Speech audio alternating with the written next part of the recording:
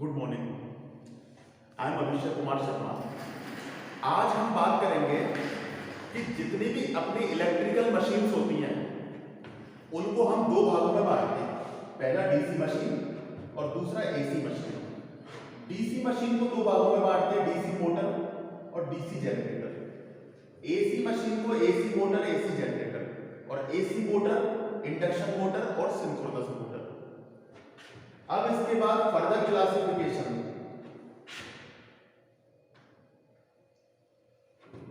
DC motor तीन तरह की होती है। डीसी सीरीज मोटर, एक डीसी शंट मोटर और तीसरा DC compound motor.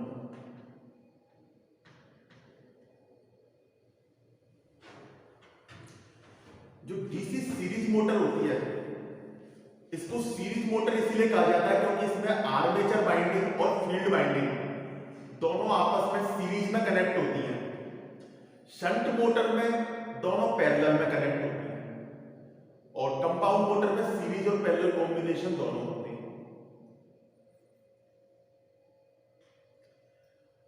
DC motor और डीसी जनरेटर। मोटर वो होती है जो मैकेनिकल में इलेक्ट्रिकल के द्वारा कन्वर्ट की जाती है, मतलब इलेक्ट्रिकल इनपुट दिया जाता है और मैकेनिकल आउटपुट। ऐसी मशीन जो इनपुट मैकेनिकल दे और आउटपुट इलेक्ट्रिकल दे वो कहलाती है जनरेटर।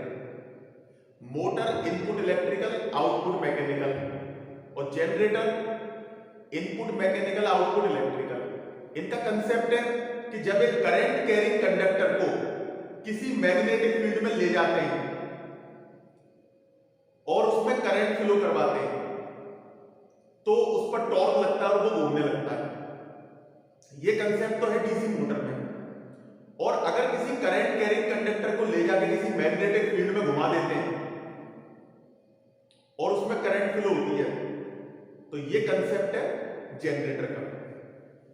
मोटर फ्लेमिंग के लेफ्ट हैंड रूल पर वर्क करती है और जनरेटर उसके राइट हैंड रूल पर वर्क करता है।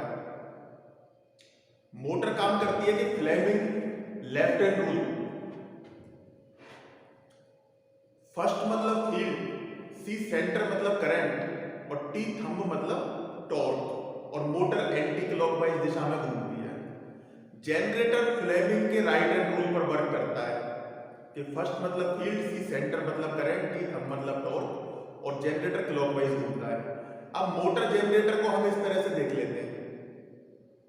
फर्स्ट मतलब फील्ड दोनों तरफ, सी सेंटर मतलब करंट, करंट की डायरेक्शन अपोजिट, और रोटेशन एक एंटी क्लॉकवाइज और एक क्लॉकवाइज। मोटर एंटी क्लॉकवाइज और जनरेटर क्लॉकवाइज।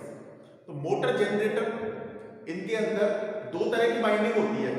पहली होती है आर्मेचर वाइंडिंग, जो कंडक्टर किसी मैग्नेटिक फील्ड में घूमता है तो कंडक्टर का जो बंच होता है उसको हम उसको आर्मेचर कहते हैं, और जो मैग्नेटिक फील्ड के अंदर घूमता है। और एक होती है फील्ड वाइंडिंग जो मैग्नेटिक फ्लक्स पैदा करती है। अब मैग्नेटिक फ्लक्स हम दो तरीके से पैदा कर सकते हैं।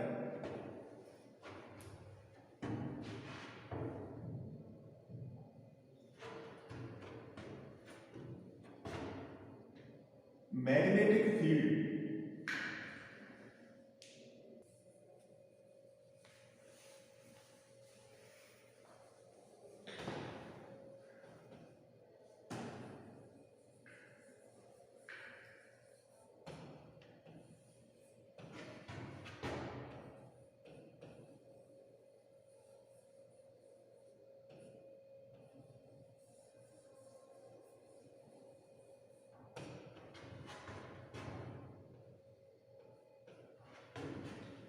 मैग्नेटिक फील्ड हम दो तरीके से पैदा कर सकते हैं, एक तो परमानेंट मैग्नेट और दूसरा इलेक्ट्रोमैग्नेट।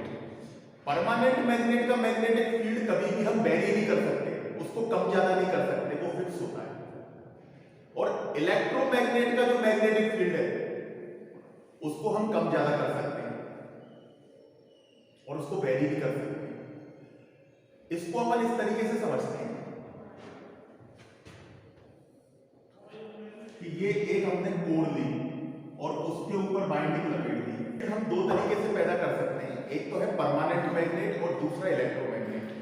हम इसको इस तरह से समझ सकते हैं कि एक कोर और उस पर हमने ये बाइंडिंग लपेट दी और उसको सप्लाई दे दी और उसमें इस तरीके से करंट फ्लो हो रही है और इस करंट की वजह से क्या है, एक मैग्नेटिक फ्लक्स बनता है। मैग्नेटिक लाइन ऑफ फोर्सेज होती हैं जो मैग्नेटिक फील्ड पैदा करती हैं और मैग्नेटिक फ्लक्स बना देती हैं। फ्लक्स का मतलब समझते हैं फील्ड मतलब एक एरिया जिसमें चुंबकीय लाइन ऑफ फोर्सेज, जो मैग्नेटिक लाइन ऑफ फोर्सेज होती हैं वो एक अपना एरिया बना लेती है कि कोई कॉइल अगर हम उसके बीच अंदर लेके आते हैं तो या तो उसमें टॉर्क लगता है या उसमें करंट फ्लो होती है। मतलब माइकल फैराडे साहब ने एक नियम बनाया था कि यदि किसी परिपथ से संबद्ध विद्युत चुंबकीय फ्लक्स में परिवर्तन होता है तो प्रेरित विद्युत भागबल प्रेरित होता है और उस प्रेरित विद्युत भागबल के कारण एक प्रेरित धारा आती है और धारा की दिशा इस प्रकार होती है कि अपने कारण का विरोध करती है जिसके कारण उसकी उत्पत्ति होती है। मतलब हमने एक कॉइल ली, एक विक्षेप कुंडली इसके साथ लगा दी और ये विक्षेप मापी गैल्वेनोमीटर और जैसे ये कॉइल इसके अंदर आती है तो फ्लक्स में परिवर्तन होता है। तो एक फॉर्मूला है E proportional to minus D phi by D T कि फ्लक्स में परिवर्तन होता है तो विद्युत भागबल प्रेरित होता है और इसके कारण एक प्रेरित धारा आती है। इस प्रेरित धारा की दिशा इस प्रकार होती है कि अपने कारण का विरोध करती है जिसकी वजह से इसकी उत्पत्ति होती है।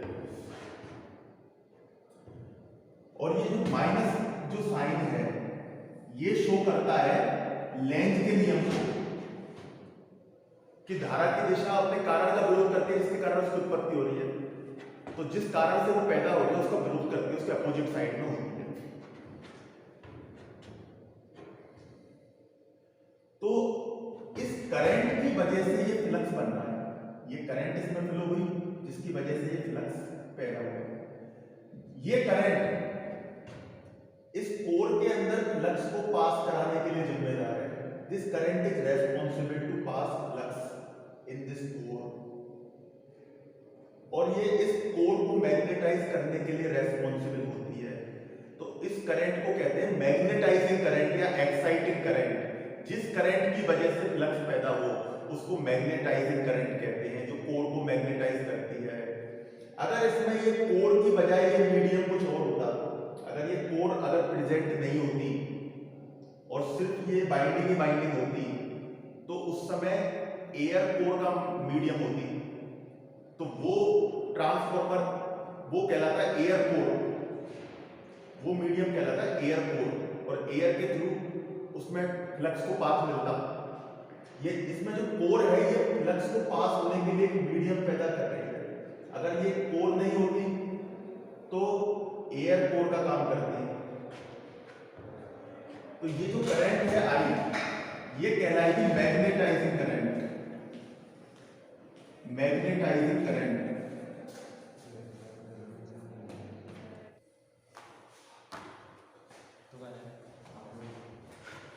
This magnetizing current is responsible to produce flux, to pass flux in core। Core को मैग्नेटाइज करने के लिए जो करंट काम आ रही है उसको कहते हैं मैग्नेटाइजिंग करंट। अब ये इस बाइंडिंग के जो नंबर ऑफ टर्न्स है वो है n नंबर ऑफ टर्न्स है और इसमें करंट फ्लो होगी I। तो ये जो Ni कहलाता है इसको कहते हैं MMF। MMF होता है मैग्नेटोमोटिव फोर्स, मैग्नेटोमोटिव फोर्स। वो फोर्स जो मैग्नेटिक लाइन और फोर्सेज को पास करने के लिए चुंबकीय रेखाओं को के द्वारा ही चुंबकीय फ्लक्स बनता है। तो चुंबकीय फ्लक्स जब इस कोर के थ्रू पास होता है तो इसको ये जिस कारण की वजह से पास होता है उसको कहते हैं MMF। जिस फोर्स की वजह से ये फ्लक्स कोर में जाता है उसको कहते हैं मैग्नेटोमोटिव फोर्स। जितना ज्यादा मैग्नेटोमोटिव फोर्स उतना ज्यादा फ्लक्स। इसका एक फॉर्मूला भी है, इसका फॉर्मूला है flux is equal to MMF upon reluctance. MMF magnetomotive flux, magnetic flux. Reluctance is magnetic resistance. This reluctance is called magnetic resistance.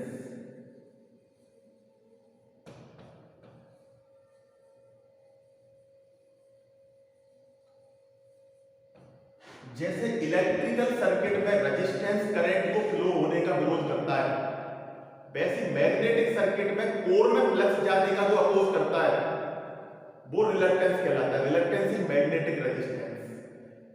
जब हम इलेक्ट्रिक सर्किट और मैग्नेटिक सर्किट के बीच में एनालॉजी पढ़ते हैं तब हम ये समझते हैं कि जो चीज इलेक्ट्रिकल सर्किट में रहती है उससे मिलती जुलती कुछ चीजें मैग्नेटिक सर्किट में भी होती हैं। जैसे इलेक्ट्रिक सर्किट में करंट, मैग्नेटिक सर्किट में फ्लक्स, इलेक्ट्रिकल सर्किट में ईएमएफ, मैग्नेटिक सर्किट में एमएमएफ, इलेक्ट्रिकल सर्किट में रेजिस्टेंस, मैग्नेटिक सर्किट में रिलक्टेंस, इलेक्ट्रिकल सर्किट में electric flux density, magnetic circuit में magnetic flux density, electrical circuit में electric flux intensity, magnetic circuit में magnetic flux intensity, electrical circuit में permittivity, magnetic circuit में permeability. Permittivity the ability to permit electric line of forces. जो electric line of forces से जो field बनता है वो इलेक्ट्रिक फील्ड होता है, और मैग्नेटिक लाइन ऑफ फोर्सेस से जो फील्ड बनता है वो मैग्नेटिक फील्ड होता है। और दोनों में पैरामीटर्स अलग अलग होते हैं। इलेक्ट्रिक लाइन ऑफ फोर्स तो सीधी डायरेक्शन में जाती है और एक पॉइंट से निकलती है, और मैग्नेटिक लाइन ऑफ फोर्सेस कभी सीधी नहीं चलती, एक पॉइंट से निकलकर दूसरे पॉइंट तक जाती है और उनमें घुमाव होता है, कर्ल होता है, कर्ल। जैसे आपने सुना होगा किसी के कर्ली हेयर, कर्ली मतलब घुमावदार। तो मैग्नेटिक लाइन ऑफ फोर्सेस घुमावदार होती है और इलेक्ट्रिक लाइन ऑफ फोर्सेस सीधी दिशा में जाती है। और अब इलेक्ट्रिक फील्ड हम दो तरीके से पैदा कर सकते थे, एक तो परमानेंट मैग्नेट, एक इलेक्ट्रोमैग्नेट। अब मान लीजिए इस करंट की वजह से ये फ्लक्स बन रहा है, तो इन दोनों के बीच में जब हम ग्राफ बनाते हैं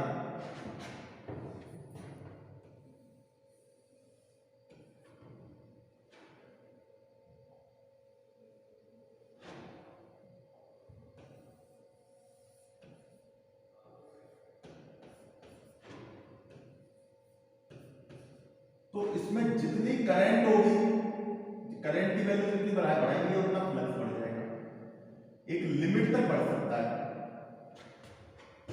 करंट और फ्लक्स के बीच में लीनियर रिलेशनशिप आ गई कि बिल्कुल सीधा चला, लेकिन कोर की भी एक कैपेसिटी होती है। कोर भी कहेगी कि अपनी कैपेसिटी से ज्यादा फ्लक्स मेरे अंदर कैसे पास कर सकते हैं। एक कैपेसिटी तक फ्लक्स पास हो गया, उसके बाद फ्लक्स पास होना बंद हो गया, तो कोर अपनी कैपेसिटी के बाद फ्लक्स पास होना बंद कर दिया, और फिर उसके बाद करंट की करंट फ्लो होती रही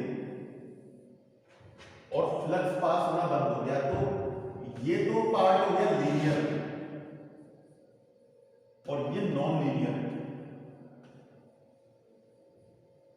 ये जो नॉन लीनियर पार्ट होता है इसको कहते हैं सैचुरेशन, और ये ही सारी प्रॉब्लम क्रिएट करता है। सैचुरेशन जब आ जाता है तो इस कंडीशन में कोर परमानेंटली मैग्नेटाइज होती है।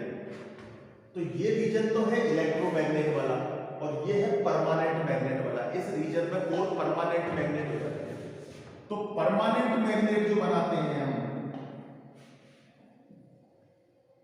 वो इस रीजन में बनाते हैं कि परमानेंट मैग्नेट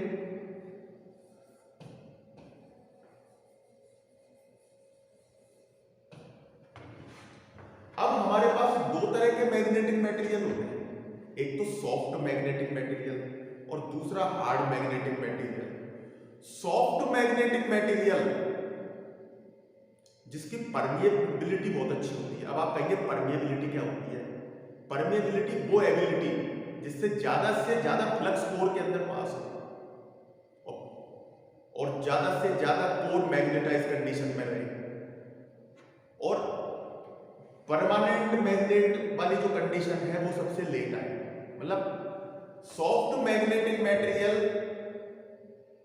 की परमिएबिलिटी बहुत अच्छी होती है, वो ferromagnetic material, soft magnetic material की कैटेगरी में आते हैं। अब जैसे इलेक्ट्रिकल मशीन्स हैं जिनमें ट्रांसफॉर्मर, ट्रांसफॉर्मर में टोटली मैग्नेटिक सर्किट होता है, ट्रांसफॉर्मर में कोई रोटेटिंग पार्ट नहीं होता, ट्रांसफॉर्मर स्टैटिक डिवाइस होती है। मोटर जनरेटर के अंदर रोटेटिंग पार्ट भी होता है, लेकिन फील्ड वाइंडिंग होती है। फील्ड वाइंडिंग मैग्नेटिक सर्किट है जो मैग्नेटिक फ्लक्स पैदा करना चाहती है। जो वाइंडिंग मैग्नेटिक फ्लक्स पैदा करती है वो फील्ड वाइंडिंग होती है। तो उसकी भी जो कोर होती है और वाइंडिंग होती है, तो जो कोर बनती है वो सॉफ्ट मैग्नेटिक मटेरियल की बनाती है। जैसे ट्रांसफॉर्मर की कोर बनाएंगे CRGO स्टील, जो ट्रांसफॉर्मर की कोर बनती है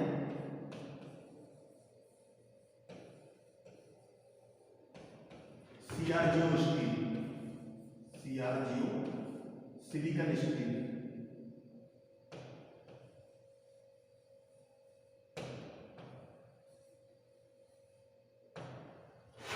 cold rolled grain oriented silicon steel. इसमें आयरन लॉस कम होते हैं, मतलब कोर सॉफ्ट मैग्नेटिक मटेरियल की बनती है। कोर में इतनी प्रोसेसिंग की जाती है कि कोर के जो मैग्नेटिक मटेरियल होता है और उसके जो ग्रेन्स होते हैं, जो डोमेन्स होते हैं, वो उनका अलाइनमेंट इस तरीके से कर देते हैं, ग्रेन्स को प्रॉपरली ओरिएंट कर देते हैं डायरेक्शन के अंदर, ताकि उनका magnetic field main magnetic field का विरोध नहीं करे। और तो आयरन लॉसेज को कम करने के लिए हम सॉफ्ट मैग्नेटिक मटेरियल की कोर बनाते हैं। और दूसरा जो होता है हार्ड मैग्नेटिक मटेरियल, वो परमानेंट मैग्नेट बनाने के लिए काम आता है। अब मैं आपको एक बात बता दूं कि जो मैग्नेटिक सर्किट होता है जिसमें ये कोर और वाइंडिंग होती है, ये कोर और ये वाइंडिंग, और इसमें सप्लाई देंगे और इससे ये करंट फ्लो होगी, और ये करंट हमारी रेस्पॉन्सिबल होती है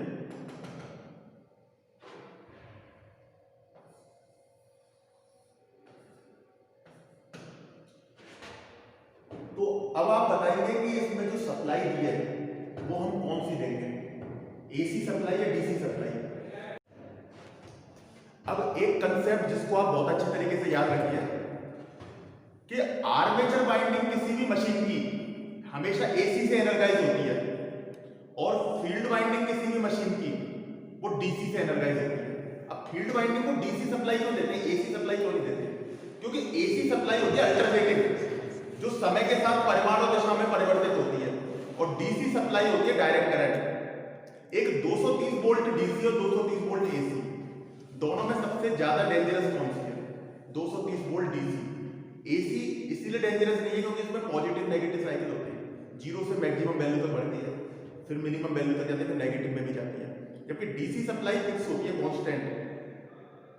AC पॉजिटिव नेगेटिव चलती है, और DC तो DC सप्लाई जो फिक्स है, कांस्टेंट है, तो DC का जो मैग्नेटिक फ्लक्स होता है ना वो बहुत स्ट्रांग होता है, इसीलिए अपन फील्ड वाइंडिंग को DC से एनर्जाइज करते हैं। और आर्मेचर वाइंडिंग AC से एनर्जाइज होती है। आर्मेचर में भी घूमता है तो वो पूरा साइकिल घूमता है, तो उसमें क्या है कि उसमें पूरा साइकिल चलता है, तो पॉजिटिव साइकिल भी आता है, नेगेटिव साइकिल भी आता है। तो आर्मेचर का जो आउटपुट आएगा वो AC ही आएगा। DC जनरेटर का जो आउटपुट आता है वो AC आता है, लेकिन उसमें फिर हम कम्यूटेटर लगाते हैं। कम्यूटेटर AC को DC में बदलता है।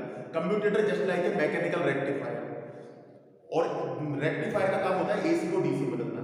तो कम्यूटेटर AC सप्लाई को DC सप्लाई में कन्वर्ट कर देता है। अब हम इसमें बात करते हैं, जैसे ये ट्रांसफार्मर आपके सामने दे रखा है, इस ट्रांसफार्मर में ये कोर है, और ये इसकी प्राइमरी वाइंडिंग और ये इसकी सेकेंडरी वाइंडिंग है। प्राइमरी वाइंडिंग को वोल्टेज दी V1 और इससे करंट फ्लो I1, और इस करंट की वजह से ये flux is mutually linked from primary winding to secondary winding. ये टोटली मैग्नेटिक सर्किट, इसमें कोई रोटेटिंग पार्ट नहीं होता, तो इसीलिए इसमें फ्रिक्शन और विंडेज लॉस भी नहीं होते। मोटर जनरेटर के अंदर फ्रिक्शन और विंडेज लॉस भी होते हैं, ट्रांसफार्मर में सिर्फ मैग्नेटिक लॉस होती है। और मैग्नेटिक लॉस को दो कैटेगरी में बांट सकते हैं। जो मैग्नेटिक लॉस होते हैं,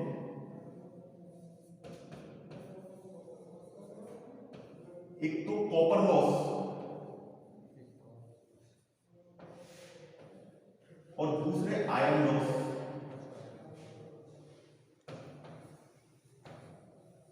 जो बाइंडिंग में जो लॉस होते हैं वो होते हैं कॉपर लॉस, जो I² लॉस होते हैं, जो हिट की फॉर्म में।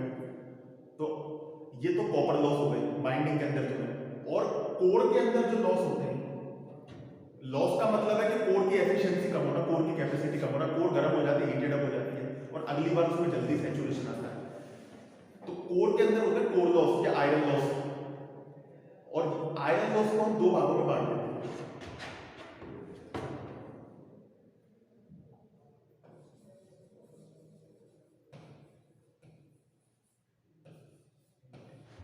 एक होता है हिस्टेरेसिस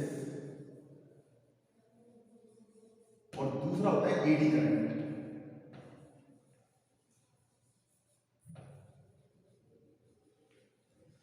अब सबसे पहले हम कंसेप्ट समझते हैं कि हिस्टेरेसिस क्या होता है। हिस्टेरेसिस का मतलब है कि ये मैग्नेटिक मटेरियल है, ये हमारा जो मटेरियल है इसमें कोर जिसके थ्रू फ्लक्स को पास मिल रहा है और इसकी परमेबिलिटी बहुत अच्छी है जिसकी वजह से फ्लक्स अपना कोर में पास हो रहा है। अगर ये कोर नहीं होती और सिर्फ बाइंडिंग होती और बाइंडिंग में करंट फ्लो कराती तो फ्लक्स तो जाता, लेकिन फ्लक्स को जो पाथ मिलता वो एयर के थ्रू मिलता, वो एयर कोर कहलाता। एयर का रिलक्टेंस ज्यादा होता, परमिएबिलिटी बहुत कम होती है, तो एयर की फ्लक्स डेंसिटी कम आती है, तो सेम आउटपुट के लिए ज्यादा इनपुट देना पड़ता है। तो इसीलिए अपन इसमें CR0 स्टील की कोर लगाते हैं, cold rolled grain oriented silicon steel, जो सॉफ्ट मैग्नेटिक मटेरियल है जिसकी परमिएबिलिटी बहुत अच्छी होती है और जिसमें से फ्लक्स बहुत आसानी से पास होता है और सैचुरेशन भी लेट आता है। सैचुरेशन कम से कम आना चाहिए हमें, और इसका आउटपुट एफिशिएंसी तभी अच्छी रहेगी जब इसमें आयरन लॉस मिनिमम होंगे। अब आयरन लॉस में पहले लॉस की बात करते हैं हिस्टेरेसिस। हिस्टेरेसिस क्या होता है कि जो मैग्नेटिक मटेरियल है इसके पार्टिकल्स होते हैं इसके अंदर, अब ये पार्टिकल्स बिखरे हुए होते हैं। जैसे मैं आपसे एक बात कहता हूं कि एक लोहे के टुकड़े में और चुंबक में क्या आता है, एक तो लोहे का टुकड़ा है जिसमें भी वही पार्टिकल्स हैं और एक चुंबक है उसमें भी वही पार्टिकल्स हैं, लेकिन लोहे के टुकड़े में वो अव्यवस्थित है, तो लोहे में कभी भी सामर्थ्य नहीं होती कि वो किसी को अट्रैक्ट कर सके, लेकिन चुंबक लोहे के टुकड़े को अपनी तरफ आकर्षित कर सकती है। तो चुंबक के अंदर वो ही पार्टिकल क्या है, व्यवस्थित होते हैं, उनका अलाइनमेंट प्रॉपर होता है, एक ही दिशा में होते हैं, और वो फेरोमैग्नेटिक मटेरियल होता है जिसके अंदर जिसकी परमेबिलिटी भी अच्छी होती है, जिसमें पार्टिकल्स व्यवस्थित होते हैं। पार्टिकल्स के व्यवस्थित होने का सबसे बड़ा फायदा ये रहता है कि जो मेन फ्लक्स आता है ना वो कोर में पास होता है और यही पार्टिकल्स उसको सपोर्ट करते हैं कोर में फ्लक्स पास करने के लिए। और अगर ये बिखरे हुए होते तो इनका खुद का मैग्नेटिक फ्लक्स मेन फ्लक्स का विरोध करता और उसको कोर के अंदर पास ही नहीं होने देता, और वही चीज कहलाती थी रिलक्टेंस, मैग्नेटिक रेजिस्टेंस। जो रिलक्टेंस एक टर्म है जो जिसको हम मैग्नेटिक रेजिस्टेंस कहते हैं, कि रेजिस्टेंस जैसे करंट का अपोज करता है वैसे ही रिलक्टेंस फ्लक्स का अपोज करता है, तो उन पार्टिकल्स की वजह से वो पैदा होता था। तो ये इस वजह से जो हो रहा है वो हिस्टेरेसिस लॉस कहलाते हैं। हिस्टेरेसिस लॉस को हम ऐसे भी समझ सकते हैं, BH कर्व बनाते हैं, दोनों के बीच में कर्व बनाते हैं, BH कर्व। अब इसमें आप कहेंगे कि B क्या है और H क्या है। BH कर्व, B तो कहलाती है मैग्नेटिक फ्लक्स,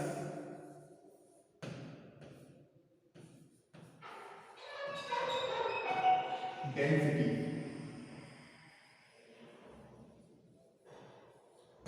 और H कहलाता है इंटेंसिटी, मैग्नेटिक फ्लक्स इंटेंसिटी।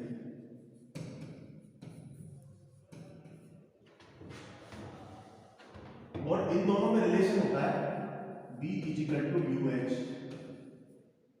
और mu equal to D by H, और म्यू को कहते हैं हम परमेबिलिटी।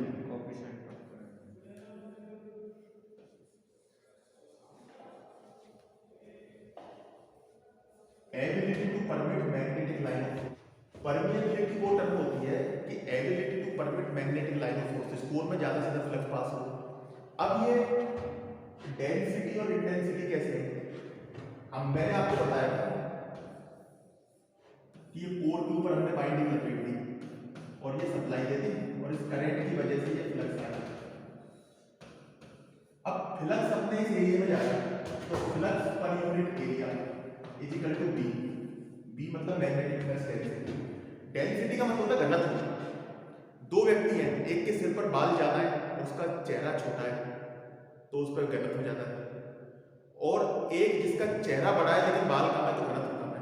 तो फ्लक्स पर यूनिट एरिया, अगर मान लीजिए कम एरिया में कोर का एरिया कम है और फ्लक्स उसमें ज्यादा है, अगर कोर का एरिया कम है और उसमें फ्लक्स ज्यादा है तो डेंसिटी ज्यादा होगी, और कोर का एरिया ज्यादा और फ्लक्स कम है तो डेंसिटी कम होगी। तो ये मैग्नेटिक फ्लक्स डेंसिटी, और ये फ्लक्स की वजह से आती है कि पर यूनिट एरिया में कितना फ्लक्स होता है वो डेंसिटी होगी, और इस करंट की वजह से आती है इंटेंसिटी। तो अगर हम जो ग्राफ बनाते हैं दोनों के बीच में, ये तो करंट